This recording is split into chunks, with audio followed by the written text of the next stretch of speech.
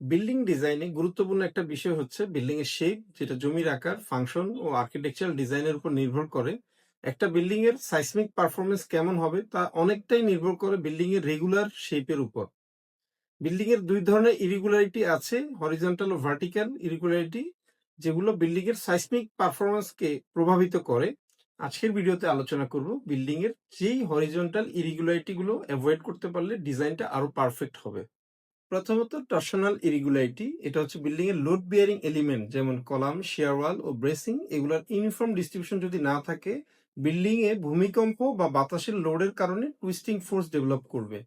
দ্বিতীয়ত রিএন্ট্রেন্ট corner ইরিগুলারিটি, building এর ফর্মটা যদি এমন হয় ইংরেজি হরফ এইচ, এল, টি, ইউ, ও এবং প্লাস শেপের, সেক্ষেত্রে ভূমিকম্পের সময় একটা উইং আরেকটা উইং এর সাপেক্ষে মুভ করা শুরু করে এবং বিল্ডিং ক্ষতিগ্রস্ত হয়।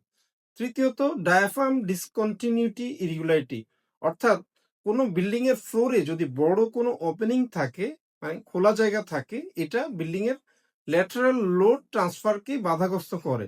চতুর্থত আউট অফ প্লেন ইরেগুলারিটি, এটা হচ্ছে যদি কোনো শেয়ার ওয়াল বা কলাম নিচের ফ্লোরে যে অ্যালাইনমেন্টে আছে, উপরের ফ্লোরে যে সেই অ্যালাইনমেন্ট শিফট হয়ে যায়, সেটা হচ্ছে আউট অফ প্লেন ইরেগুলারিটি। এবং পঞ্চমত নন প্যারালাল সিস্টেম ইরেগুলারিটি, যখন বিল্ডিং এর এক্স ও ওয়াই দুই ডিরেকশনের কলাম ও শেয়ার ওয়াল 90 ডিগ্রি কোণে না থেকে অন্য কোনো কোণে থাকে।